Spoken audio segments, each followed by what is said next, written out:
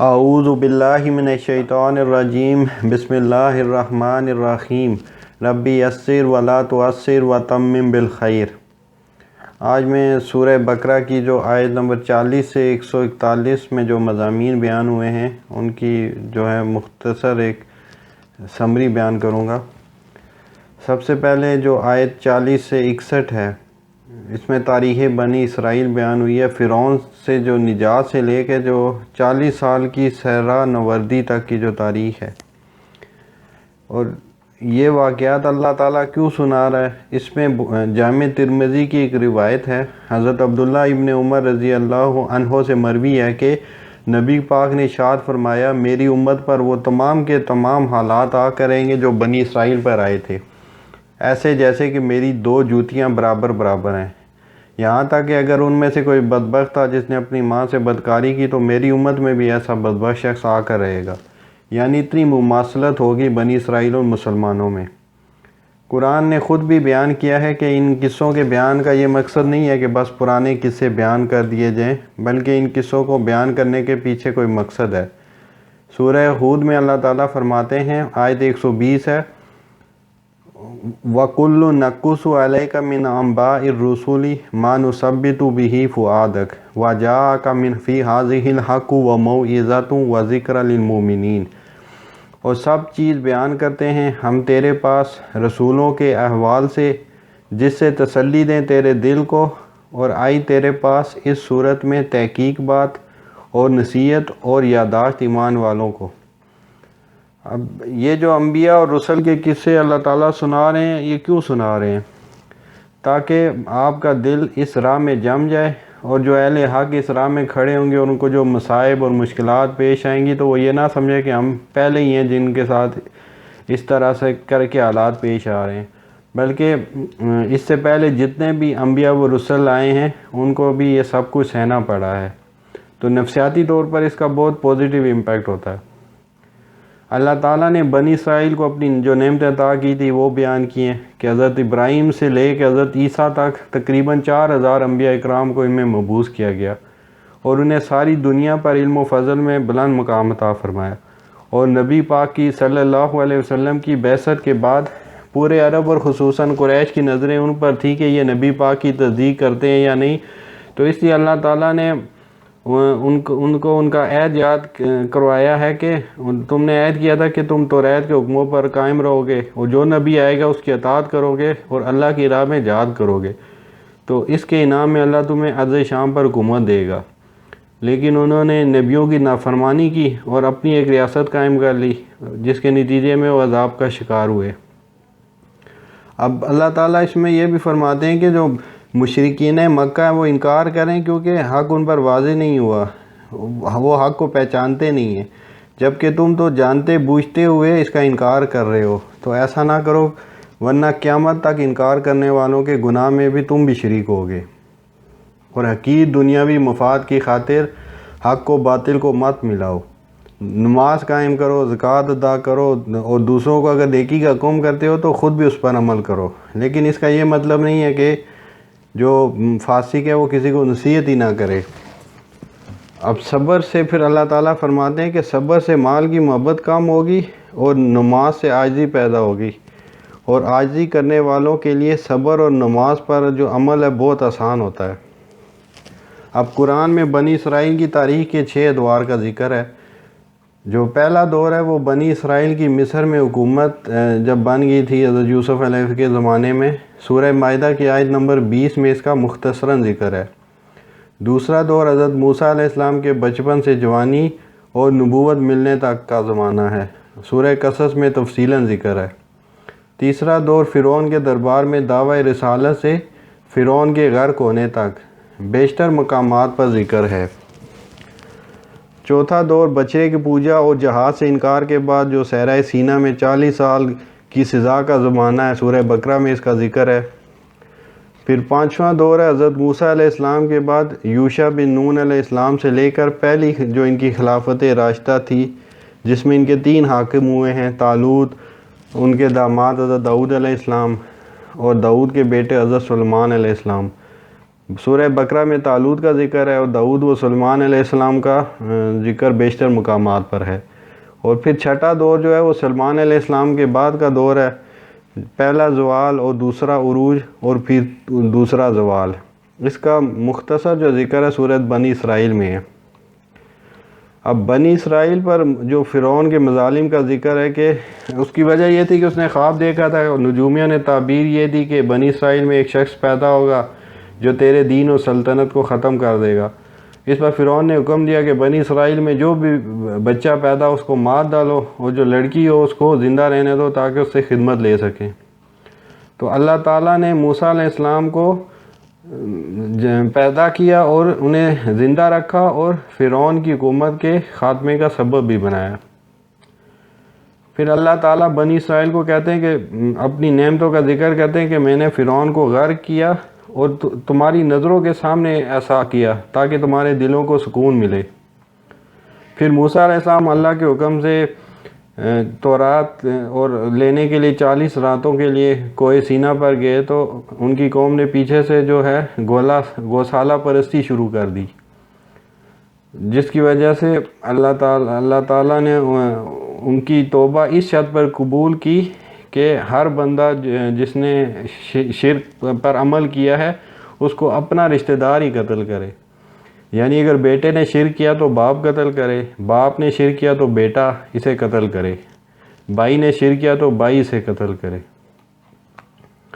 پھر حضرت موسیٰ علیہ السلام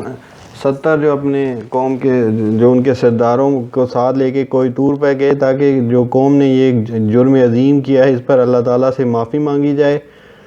اور تورات کے احکامات پر عمل پیرا ہونے کا جو عہد ہے وہ بھی کیا جائے۔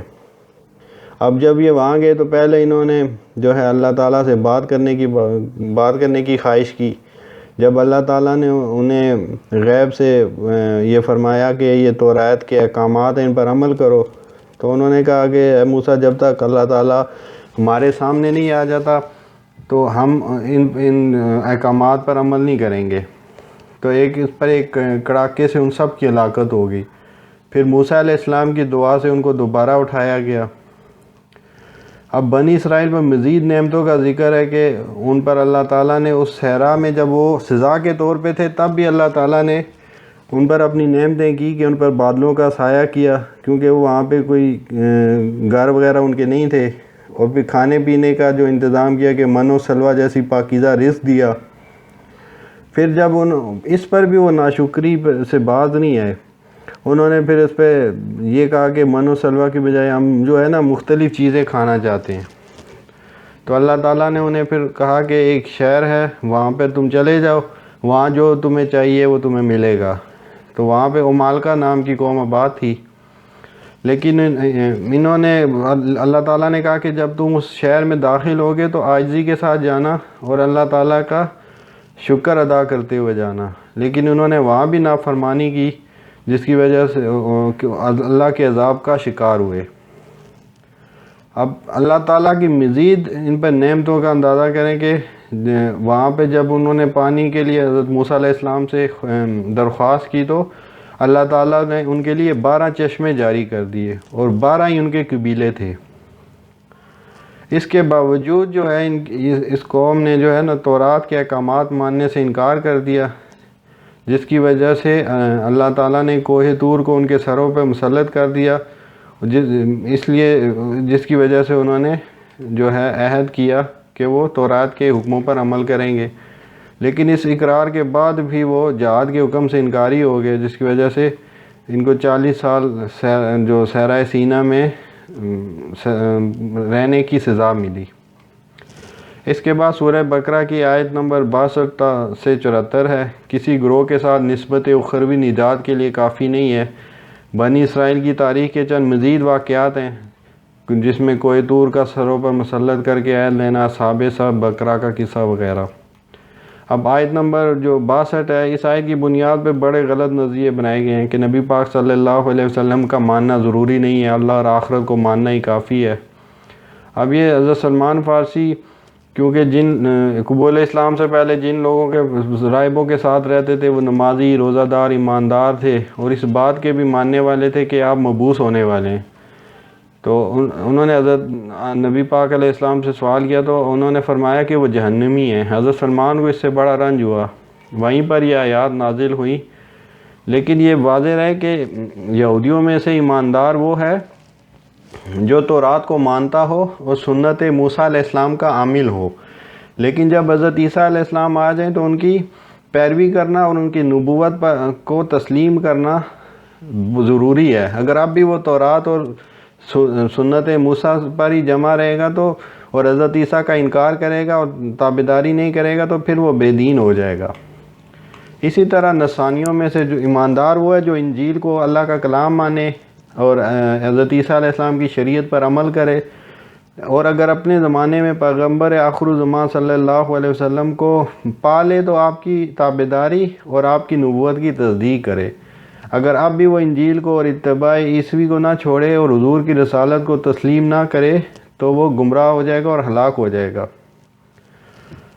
اب یہاں پہ لوگ قرآن کی ایک آیت، اس آیت کو تو دیکھتے ہیں، لیکن ایک جو دوسری آیت ہے قرآن کی کہ وَمَن يَبْتَغِي غَيْرَ الْإِسْلَامِ دِينًا فَلَن يُقْبَلَ مِنْهُ وَهُوَ فِي الْآخِرَةِ مِنَ الْخَاسِرِينَ، یعنی جو شخص اسلام کے سوا کسی اور دین کا طالب ہو اس سے قبول نہ کیا جائے گا اور آخرت میں وہ نقصان اٹھانے والا ہوگا۔ اب ان دونوں آیتوں میں تطبیق کیسے ہوگی کہ کسی شخص کا کوئی عمل، کوئی طریقہ مقبول نہیں اس وقت تک کہ وہ شریعت محمدیہ کے مطابق نہ ہو، مگر یہ اس وقت ہے جب کہ آپ مبعوث ہو کر دنیا میں آ گئے۔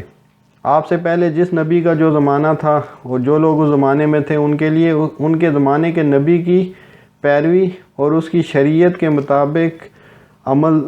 شرط ہے۔ اب صحیح مسلم میں حضرت ابو ہریرہ سے مروی ہے،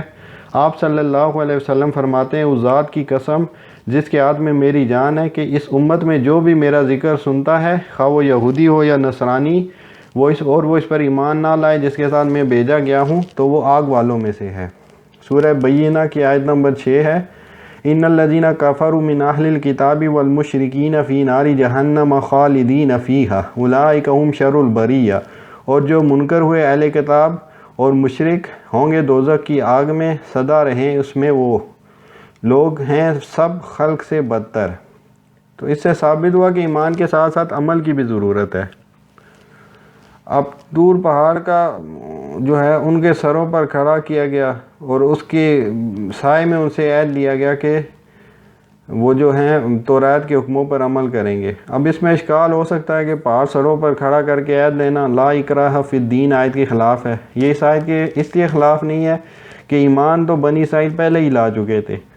عہد جو تھا عمل کے لیے لیا گیا تھا، جو اس آیت کے خلاف نہیں ہے۔ پھر ہفتے والوں کا ذکر کیا گیا اور ان کو جو سزا دی گئی تھی، یہ لوگ جو تھے عقبہ کی بندرگاہ جو موجودہ اردن ہے، ساؤدرن جارڈن، وہاں کے رہنے والے تھے اور مچھیرے تھے، مچھلیاں پکڑ کر گزر بسر کرتے تھے۔ تو یہ ان لوگوں کو جو بندر بنا دیا گیا تھا تاکہ اس وقت اور بعد میں آنے والوں کے لیے نصیحت اور باعث عبرت ہو۔ اس کی وجہ یہ تھی کہ یہ ہفتے والے دن ان کو مچھلیاں پکڑنے سے منع کیا گیا تھا، لیکن انہوں نے ہیلے بہانے اختیار کر کے مچھلیاں جب اندر آ جاتی تھی تو ان کو جانے کا راستہ بند کر دیتے تھے، اس وجہ سے تاکہ دوسرے دن ان کو پکڑ سکیں۔ ان کے نیک لوگوں نے ان کو منع بھی کیا لیکن یہ باز نہیں ہے، جس کی وجہ سے اس عذاب کا شکار ہوئے۔ اب بنی اسرائیل میں ایک شخص قتل ہو گیا اور اس کے قاتل کا پتہ نہیں چل رہا تھا، تو اس پر انہوں نے حضرت موسیٰ سے درخواست کی، تو حضرت موسیٰ نے اللہ تعالیٰ سے درخواست کی۔ اس پر اللہ تعالیٰ نے حکم دیا کہ جو ہے کوئی ایک گائے ذبح کرے اور اس کا جو گوشت کا ایک حصہ ہے وہ اس مقتول کے ساتھ لگا دے تو وہ اپنے قاتل کا نام بتا دے گا۔ اب چاہیے تو یہ تھا کہ یہ فوراً اس پر عمل کرتے، لیکن وہ فضول سوالات میں پڑ گئے کہ رنگ کیسا ہو، عمر کتنی ہو، وغیرہ وغیرہ، اور فضول سوالات کی وجہ سے ان کے لیے اس پر عمل کرنا بہت مشکل ہو گیا اور انہیں بڑی بھاری قیمت میں وہ گائے خریدنی پڑی۔ اس لیے نبی پاک نے صحابہ کرام کو بلا وجہ سوالات کرنے سے منع فرمایا تھا۔ حج بیت اللہ کے متعلق ایک شخص نے سوال کیا کہ حج ہر سال فرض ہے، آپ نے جواب نہیں دیا اور ناراضی کا اظہار فرمایا۔ اب سورہ بقرہ کی 75 سے 123 جو آیتیں ان میں بنی اسرائیل کے باطل نظریات کا رد ان کی بدعمالیوں پر تجزیہ، ان کے کچھ اعتراضات کے جوابات اور ان کو دعوت اصلاح ہے۔ حضرت موسیٰ علیہ السلام کے ساتھ جو 70 لوگ کوہ طور پر اللہ کا کلام سننے گئے تھے، واپسی پر انہوں نے یہ تعریف کی کہ واپسی پر اب بنی اسرائیل سے کہہ دیا کہ تمام کلام کے آخر میں ہم نے یہ سنا ہے کہ کر سکو تو ان احکام کو کر لینا، ورنہ ان کے چھوڑنے کا بھی تمہیں اختیار ہے۔ یہ اس کی آیات میں لفظی و معنوی تعریف کرتے تھے۔ اب یہود کے علماء کی روش کی مذمت کی گئی ہے کہ وہ خود بھی عمل نہیں کرتے، اور جو عام یہودی ہیں ان کو بھی منع کرتے ہیں کہ اسلام کی تائید میں اگر تورات میں کوئی بات ہو تو مسلمانوں کو نہ بتائیں، تاکہ مسلمان قیامت والے دن اللہ کے سامنے اس بات کو تمہارے خلاف بطور شہادت پیش نہ کر سکیں۔ حالانکہ اللہ تعالیٰ تو دلوں میں چھپی ہوئی باتوں کو بھی جانتا ہے، اور جو جاہل عوام تھی ان میں سے ان کو تو کچھ پتہ ہی نہیں تھا تورات میں کیا لکھا ہے، مگر ان کی چند خواہشات تھیں، وشفل تھنکنگ تھی، جو اپنے عالموں سے جھوٹی باتیں سن رکھی ہیں، جیسے جنت میں یہودیوں کے سوا کوئی نہیں جائے گا اور ہمارے باپ دادا میں بخشوا لیں گے، اور یہ ان کے محض خیالات ہیں جس کی ان کے پاس کوئی دلیل نہیں۔ آج ہمارا حال بھی اس سے مختلف نہیں ہے۔ اب یہودی علماء کی مذمت اس لیے بھی ہے کہ وہ دنیاوی مفاد کی خاطر اللہ کی خطاب میں خود کوئی بات لکھ کر لوگوں سے کہتے تھے کہ یہ اللہ کی طرف سے ہے۔ اب پھر یہود کے باطل عقیدہ کہ جہنم کی آگ انہیں نہیں چھوئے گی، لیکن صرف چند دن، اس کا بھی رد کیا گیا ان آیات میں، اور بدقسمتی سے آج مسلمان ان سے بھی بڑھ گئے ہیں۔ وہ تو پھر کچھ دن جہنم میں جانے کے قائل تھے، جبکہ مسلمان تو یہ سمجھے بیٹھے ہیں کہ وہ جیسے چاہے اعمال کریں وہ تو ڈائریکٹ جنت میں جائیں گے۔ یہ بے بنیاد عقیدہ، اس کی قرآن و سنت میں کوئی دلیل نہیں ہے۔ اعمال کے لیے سب سے عام عقیدہ آخرت پر ایمان ہے، لیکن جب ہم نے یہ عقیدہ بنا لیا کہ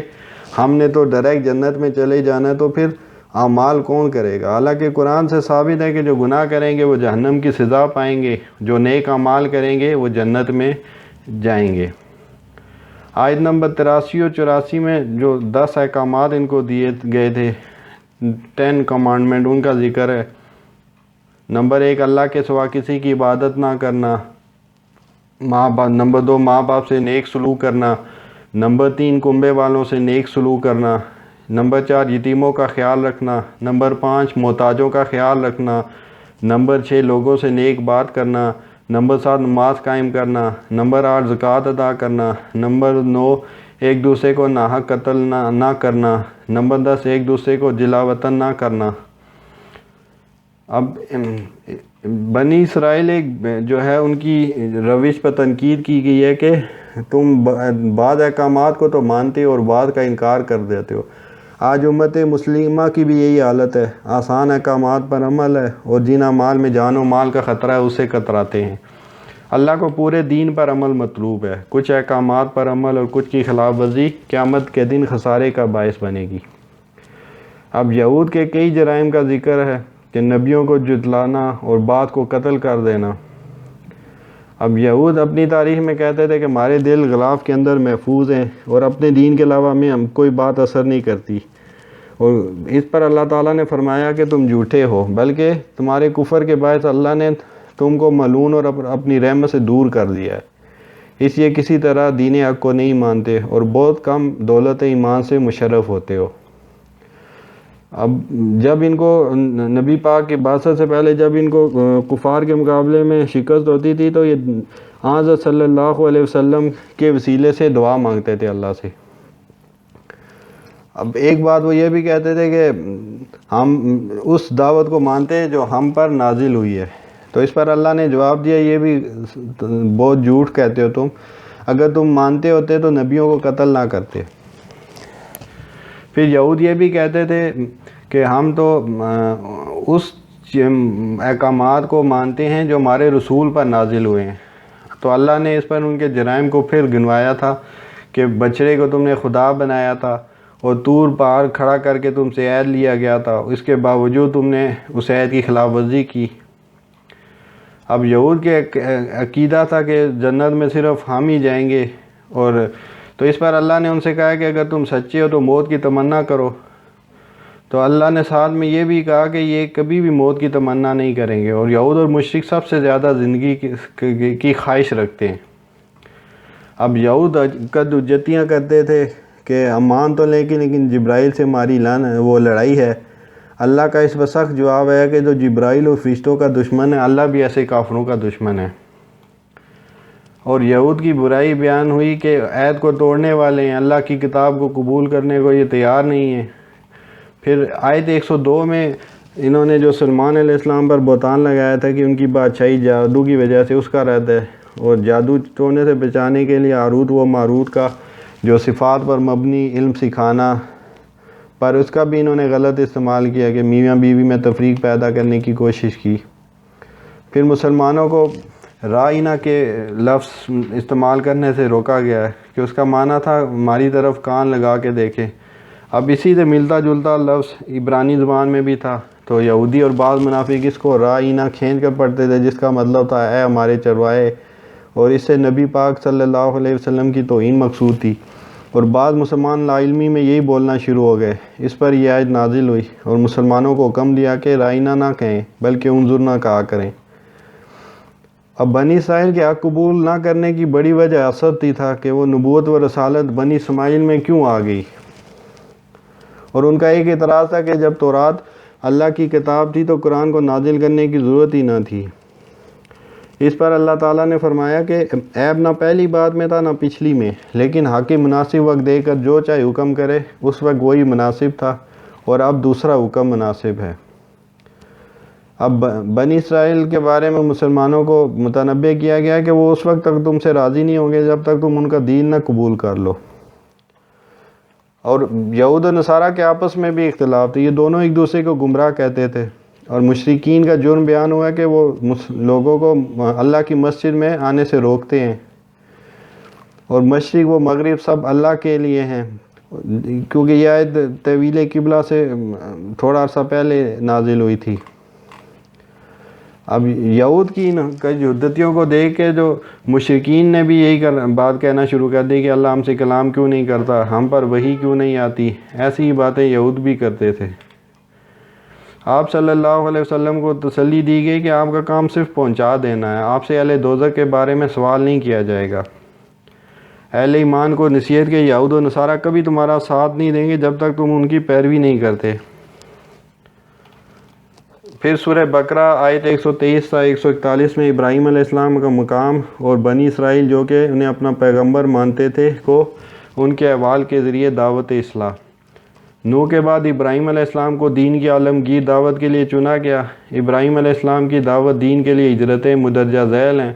عراق، اور کے مقام سے ہاران، اور پھر فلسطین سے مصر، مصر سے حجاز، حجاز سے پھر شام، اور ہبرون کو اپنا مستقل انہوں نے مرکز بنایا۔ مختلف علاقوں میں انہوں نے اپنے جو نائب مقرر کیے: شرق اردن میں بھتیجے لوط کو، شام و فلسطین میں بیٹے اسحاق کو، حجاز میں بیٹے اسماعیل کو۔ ابراہیم علیہ السلام جب تمام امتحانات میں پورے اترے تو اللہ تعالیٰ نے انہیں امام الناس بنایا۔ پھر انہوں نے کعبے کی تعمیر کی، اور اس وقت اس عمل کے قبولیت کی دعا کی، اور نبی پاک کے حق میں کی گئی دعا بھی جو ہے وہ بھی انہوں نے مانگی۔ اور ابراہیم، اللہ تعالیٰ نے فرمایا کہ ابراہیم کے طریقے سے وہی روگردانی کرے گا جو احمق ہوگا۔ اور حضرت ابراہیم علیہ السلام تسلیم و رضا کی مثال تھے، جب جب اللہ نے جو حکم انہیں دیا انہوں نے سر تسلیم خم کر دیا۔ حضرت ابراہیم اور یعقوب علیہ السلام کی اپنے بچوں کو نصیحت کہ جو بھی ہو مرنا تو مسلمان ہی مرنا۔ اسی طرح موت کے وقت حضرت یعقوب علیہ السلام نے اپنے بچوں کو صرف اللہ کی بندگی اختیار کرنے کی نصیحت کی۔ پھر ایک آیت نمبر 134 میں جو سابقہ امت مسلمہ بنی اسرائیل کی معزولی اور نئی امت مسلمہ امت محمدیہ کی تعیناتی کا بیان ہے۔ اب یہود و نصارہ کو اللہ تعالیٰ نے نصیحت کی کہ ابراہیم علیہ السلام کی اتباع کا دعویٰ نہ کرو، کیونکہ وہ مشرک نہیں تھے بلکہ وہ توحید پرست تھے، اور اہل ایمان کو نصیحت کی کہ وہ سب انبیاء و رسول کو مانیں۔ پھر یہود و نصارہ جو کا اعتراض تھا کہ بپتیزم کے ذریعے اللہ کا رنگ اختیار کرتے ہیں، اللہ نے اس کا جواب دیا کہ اللہ کا رنگ اس کی صفات ہیں جو سب کو اپنے اندر پیدا کرنے کی کوشش کرنی چاہیے۔ اب اللہ تعالیٰ کی نسبت جو وہ یہ کہتے تھے کہ وہ اس کی عنایت اور رحمت کے ہم ہی مستحق ہیں، تو یہ بات اس کو رد کیا گیا ہے کہ جیسے وہ تمہارا رب ہے اسی طرح وہ دوسرے مسلمانوں کا بھی رب ہے۔ اب یہود و نصارہ کا ایک دعویٰ تھا کہ حضرت ابراہیم اور اسماعیل اور جو دیگر انبیاء ہیں وہ یہودی یا نصرانی تھے، تو اللہ تعالیٰ نے اس کے جواب میں فرمایا ما کان ابراہیم یہودیا ولا نصرانیا۔ تو اب بتلاؤ، تو اللہ تعالیٰ فرماتے ہیں کہ تمہیں زیادہ پتہ یا اللہ تعالیٰ کو؟ پھر آخری جو آیت ہے 141، اس میں ہے کہ یہ امتیں ہیں جن کا حساب چکایا جا چکا ہے، اب مسلمانوں تمہاری باری ہے۔ یعنی اگر تم بھی قرآن پر عمل کرو گے، جہاد فی سبیل اللہ کرو گے تو دنیا اور آخرت میں کامیاب ہوگے، اور اگر روگردانی کرو گے تو جس طرح بنی اسرائیل کو دنیا اور آخرت میں عذاب جھیلنا پڑا، تمہیں بھی جھیلنا پڑے گا۔ وما علینا الا البلاغ۔